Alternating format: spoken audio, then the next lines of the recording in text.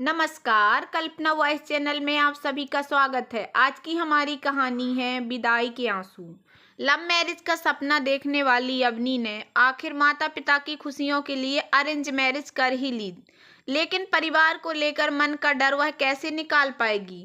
अवनी ने जब आंखें खोली तो उसके बगल में एक गिफ्ट बॉक्स रखा था, जिस पर लिखा था शादी की 25वीं वर्षगांठ की बधाई संगनी। उस बॉक्स को खोले बिना ही अवनी अपने जीवन के 25 साल पीछे चली गई, जब उसने अपना एमबीए पूरा किया था और वह अपने सपनों की एक अलग ही दुनिया में रहती थी। अवनी को लव मैरिज करनी थी, उसे कभी अरेंज मैरिज करनी ही नहीं थी। इसका सबसे बड़ा कारण था परिवार।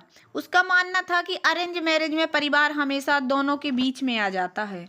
इसलिए उसने और उसके दोस्तों ने तय किया था कि ढंग का लड़का मिलते ही हम सब लव मैरिज करेंगे। अवनी के सोच के हिसाब से कुछ नहीं हुआ।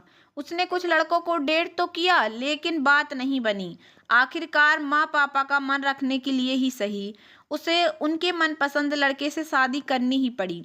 इस तरह से लव मैरिज करने वाली अवनी की अरेंज मैरिज हो गई।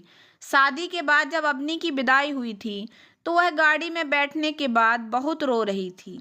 उसकी आंखों का काजल आंसुओं के साथ बह रहा था।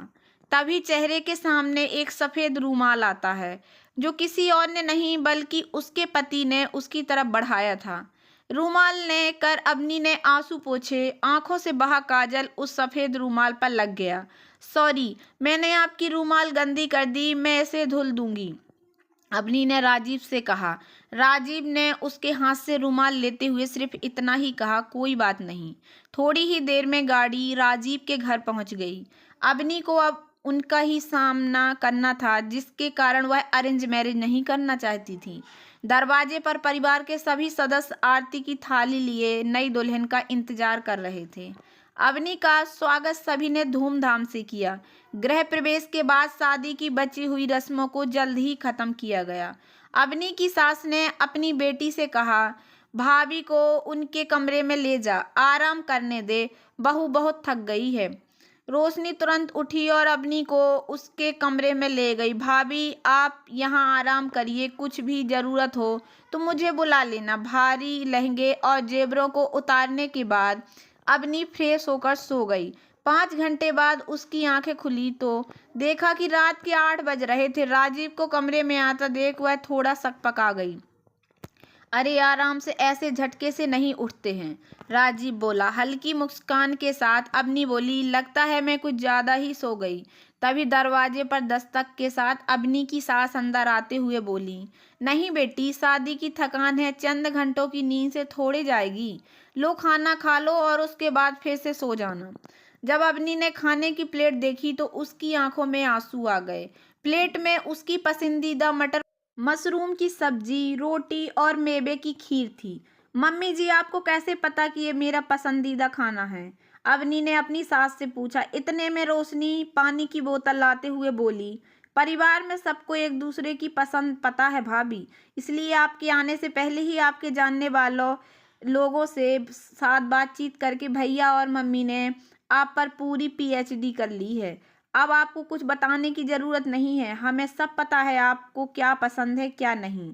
रोशनी की ये बातें सुनकर अवनी ने अपनी सास का हाथ चूम लिया। थैंक यू मम्मी, मुझे इस परिवार में अपना एक अलग दर्जा देने के लिए। उस दिन से अवनी के मन में परिवार को लेकर रहने वाला डर कहीं दूर चला गया।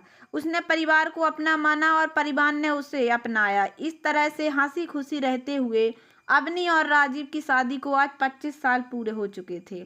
अवनी ने अपने अतीत से वर्तमान में आते हुए उस गिफ्ट बॉक्स को खोला तो देखा उसमें काजल लगा वही सफेद रूमाल था, जिससे अवनी ने अपने विदाई के आंसू पोंछे थे। साथ ही एक पत्र भी था जिसमें लिखा था, प्रिय अर्धांगिनी, तुम्हारे विदाई के आंसू मेरे लिए बहुत कीमती थे, जिसे मैंने हमेशा संजो के रखा था। मुझे पता है कि तुम एक परिवार छोड़कर आ रही थी, इसलिए यहाँ पर हमने तुम्हारे लिए एक दूसरा परिवार तैयार कर रखा था। मैंने साथ अपना जीवन साझा करने के लिए शुक्रिया। शादी की वर्षगांठ पर बहुत सारा प्यार, तुम्हारा राजीव। तो दोस्तों, कैसी लगी आप लोगों को मेरी छोटी सी कहानी? अगर कहानी पसंद आई हो तो प्लीज़ वीडियो को लाइक कर देना, चैनल पर नए आए हो तो प्लीज़ सब्सक्राइब कर लेना और ज़्यादा से ज़्यादा शेयर करना। धन्यवाद दोस्तों।